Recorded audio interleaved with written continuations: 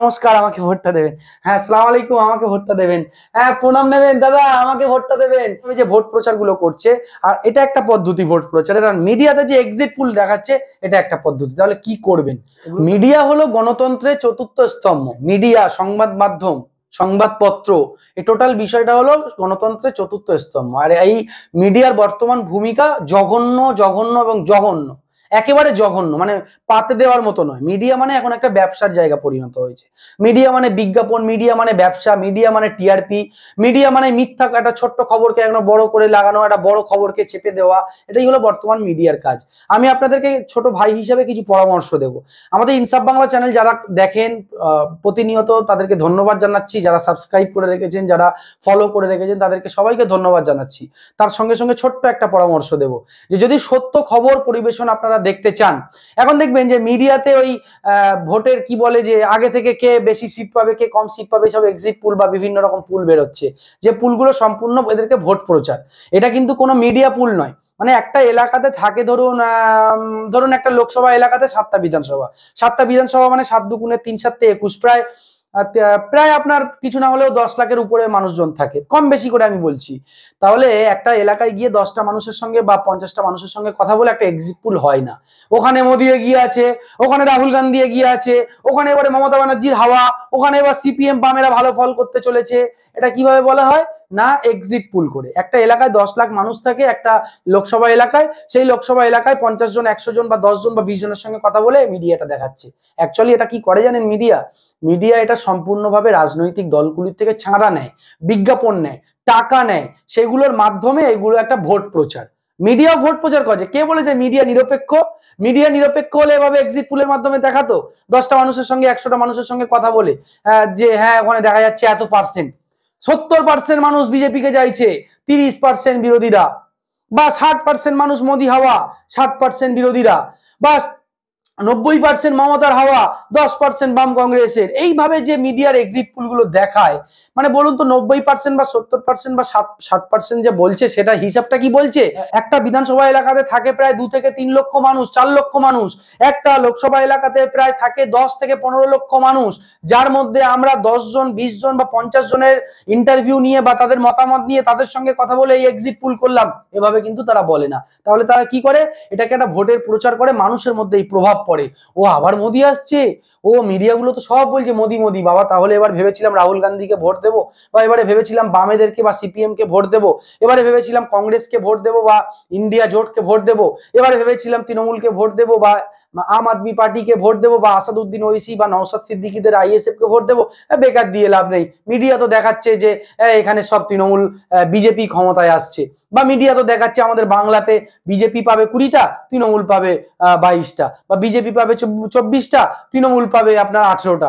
এরকমটা তো ব্যাপার। তাহলে আর বেকার বাম কংগ্রেস, আইএসএফ, মিম বা আরো যে দলগুলো আছে, এদেরকে ভোট দিয়ে লাভ নেই। এটা সম্পূর্ণ টাকা নিয়ে, টাকা খেয়ে মানে ভোট প্রচার করা হচ্ছে। যেভাবে রাজনৈতিক দলের নেতারা দেখতে পাচ্ছেন না, বিভিন্ন প্রার্থীরা গিয়ে নমস্কার, আমাকে ভোটটা দেবেন। হ্যাঁ, আসসালামু আলাইকুম, আমাকে ভোটটা দেবেন। হ্যাঁ, প্রণাম নেবেন দাদা, আমাকে ভোটটা দেবেন। হ্যাঁ, এইভাবে যে ভোট প্রচার গুলো করছে দেখতে পাচ্ছেন না? হ্যাঁ মাসিমা, আমাকে ভোটটা দেবেন, আমি আপনার ঘরের ছেলে। হ্যাঁ দিদি, আমাকে ভোটটা দেবেন, আমি আপনার ঘরের মেয়ে। এইভাবে যে ভোট প্রচার গুলো করছে, আর এটা একটা পদ্ধতি ভোট প্রচারের। আর মিডিয়াতে যে এক্সিট পুল দেখাচ্ছে, এটা একটা পদ্ধতি। তাহলে কি করবেন? এগুলো তো একটা সমস্যা। সমাধান কি? শুনুন, এভাবে মানুষের এভাবে এভাবে বিষয়গুলো হয় না। একটা এলাকাতে এত হাজার হাজার লক্ষ লক্ষ মানুষ থাকে, এভাবে 2-4 জনের ইন্টারভিউ নিয়ে এভাবে করা ঠিক নয়। কি করবেন আপনারা?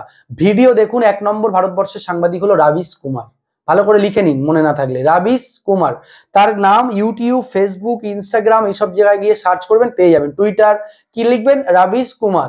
আর কার নাম লিখবেন? সাক্ষী যোশী। সাক্ষী যোশী। আর কার নাম লিখবেন? অজিত আঞ্জুম। অজিত আঞ্জুম। অভিশাস শর্মা। কি লিখবেন? অভিশাস শর্মা। ইউটিউব, ফেসবুক, যে কোনো সোশ্যাল সাইটে গিয়ে, ইনস্টাগ্রাম, টুইটার, যে সোশ্যাল সাইটের সঙ্গে আপনি যুক্ত, সেখানে গিয়ে এই নামগুলো সার্চ করবেন। আর কি লিখবেন? ধ্রুব রাঠোর, এই নামটা লিখবেন। আর কি লিখবেন? কি দেশভক্ত বলে একজন ভিডিও করেন, আকাশ ভাই বলে একজন। এই নামগুলো আপনারা লিখবেন, সার্চ করবেন, ভিডিওগুলো দেখবেন। নিরপেক্ষ সংবাদ, ভারতবর্ষে কি চলছে, ভারতবর্ষের পরিস্থিতি কি, ভারতবর্ষের হাওয়া, ভোটের হাওয়া কোন দিকে এগোচ্ছে, সত্যি সত্যি জননেতা কে বা কারা, কোন রাজনৈতিক দলকে মানুষ পছন্দ করছে, কোন এলাকাতে কোন রাজনৈতিক দলের প্রভাব বিস্তার হচ্ছে, ইন্ডিয়া জোট নাকি এনডিএ জোট, কারা এগিয়ে রয়েছে, নরেন্দ্র মোদী নাকি রাহুল গান্ধী প্রধানমন্ত্রী হওয়ার সম্ভাবনা 2024-এ কার সব থেকে বেশি, আম আদমি পার্টির অরবিন্দ কেজরিওয়াল বা তৃণমূল কংগ্রেসের অনেক নেতারা জেলে, বা আপনার ঝাড়খণ্ডের যিনি মুখ্যমন্ত্রী ছিলেন কি সোরেন একজন, তিনি জেলে রয়েছেন, কেন এরা জেলে, কি বিষয়, অ্যাকচুয়াল বিষয়টা কি, ইলেকটোরাল বন্ড, এই ইলেকটোরাল বন্ডের দুর্নীতিটা কি, কারা করেছে এই বন্ডের দুর্নীতি, কার কোন রাজনৈতিক দলের অ্যাকাউন্টে কত কোটি টাকা ঢুকেছে, ইলেকটোরাল বন্ডের দুর্নীতি কি, নরেন্দ্র মোদীর গ্যারান্টি নাকি মমতা বন্দ্যোপাধ্যায়ের উন্নয়ন, নরেন্দ্র মোদীর গ্যারান্টি নাকি মমতা বন্দ্যোপাধ্যায়ের উন্নয়ন, সত্যি সত্যি কি মমতা বন্দ্যোপাধ্যায় উন্নয়ন করেছেন, সত্যি সত্যি কি নরেন্দ্র মোদী যে গ্যারান্টি গুলো দিয়েছিল গত 10 বছর সেগুলো পূরণ করেছেন, এই যে রাহুল গান্ধী তারা যে কংগ্রেসের যে ইস্তেহার, তারা ক্ষমতায় আসলে কি কি দেবে মানুষকে বলছেন, এই যে বিষয়গুলো রয়েছে, এবং ভারতবর্ষের বর্তমান অর্থনৈতিক অবস্থা কোন জায়গায়, জিডিপি কোন জায়গায়, ভারতবর্ষের সঙ্গে আমাদের পার্শ্ববর্তী বা প্রতিবেশী দেশগুলোর সম্পর্ক কেমন জায়গায়, চীন কি সত্যি আমাদের ভারতবর্ষে এসে গাজোয়ারি করে জায়গা দখল করে নিচ্ছে, আর নাকি ভারত সরকার যে দাবি করে তারাও সার্জিক্যাল স্ট্রাইক করেছে পাকিস্তানে, এটার সত্যতা কতটা, আপনার ভারতবর্ষের বর্তমান অর্থনৈতিক অবস্থা কি, বেকার যুবক যুবতীরা কি বলছে, কি চাইছে, এবং আমাদের দেশের অবস্থা বর্তমান কোন জায়গায় দাঁড়িয়ে রয়েছে, ভারতবর্ষের সংখ্যালঘু মুসলমান, সংখ্যালঘু খ্রিস্টান এবং নিম্নবর্ণের হিন্দু সম্প্রদায়ের দলিত, আদিবাসী, মতুয়া, নমশূদ্র, কোল, ভিল, মুন্ডা, সাঁওতাল, তাদের অর্থনৈতিক অবস্থা কি, কি বলছে ভারতবর্ষের মানুষ, কি চাইছে ভারতবর্ষের মানুষ, এই সমস্ত বিষয় সত্য খবর যদি দেখতে চান, যে নামগুলো আপনাদেরকে বললাম এই নামগুলো এনাদের ভিডিওগুলো দেখুন, তাহলে আপনারা ভারতবর্ষের বর্তমান সত্য খবর জানতে পারবেন বলে আমার মনে হয়েছে। আর যদি পশ্চিমবাংলায় বাংলায় খবর আপনারা দেখতে চান, বিভিন্ন রকম অনেকগুলো মিডিয়া রয়েছে, সেই মিডিয়াগুলোকে আপনারা লক্ষ্য করতে পারেন, এই মুহূর্তে নামগুলো বলছি না, বেশ কিছু লিঙ্ক আমরা কমেন্ট বক্সে দিয়ে রাখছি, কমেন্ট বক্সে গিয়ে এই লিঙ্কগুলো, এই চ্যানেলগুলো, এই ব্যক্তিগুলোর ভিডিওগুলো একটু দেখুন, তাহলে ভারতবর্ষের বর্তমান পরিস্থিতি কি দেখতে পাবেন। আর যে দালাল মিডিয়া, গদি মিডিয়ার মাধ্যমে আপনারা নিউজ দেখেন, খবর দেখেন, রোজ সন্ধ্যাবেলা টিভি অন করেন বা মোবাইল অন করেন, এরা ফেক নিউজ দেখায় অধিকাংশ, এরা মিথ্যা বিভ্রান্তিকর নিউজ দেখায়, উচ্ছৃঙ্খল নিউজ দেখায়, যে খবরগুলো দেখলে আপনার মাথা গন্ডগোল হয়ে যাবে, সত্য খবর জানতে পারবেন না। এদের নিউজ দেখা আর কোনো বিজেপি আইটি সেলের সোশ্যাল মিডিয়া ফলো করে রাখা, এদের নিউজ দেখা আর কোনো রাজনৈতিক দলের আপনার পেজ বা ইউটিউব বা ফেসবুক পেজ এগুলো ফলো করে রাখা সমান, আপনি সত্য খবর জানতে পারবেন না। সত্য খবর জানতে গেলে আপনাকে কিছু ডিজিটাল মিডিয়া যারা এই মুহূর্তে যারা স্বাধীন মিডিয়া এবং তদন্তমূলক খবর যারা করছেন, সাক্ষী যোশী, অজিত আঞ্জুম, আপনার অভিষেক শর্মা, রবিশ কুমার, ধ্রুব রাঠোর, তারপরে আপনার দেশভক্ত, তারপরে নেহা সিং রাঠের, ঠিক আছে, তারপরে আপনার রবিকান্ত ভারতী, তারপরে আপনার কি বলে অনেক এই ধরনের ভালো ভালো কিন্তু কিছু ব্যক্তিরা রয়েছে যারা ভিডিও তৈরি করছেন, নিউজ তৈরি করছেন, খবর তৈরি করছেন, ভিডিও করছেন, তথ্য ভিত্তিক তথ্য দিয়ে বলছেন, তাদের ভিডিওগুলো দেখুন সত্য যদি জানতে চান।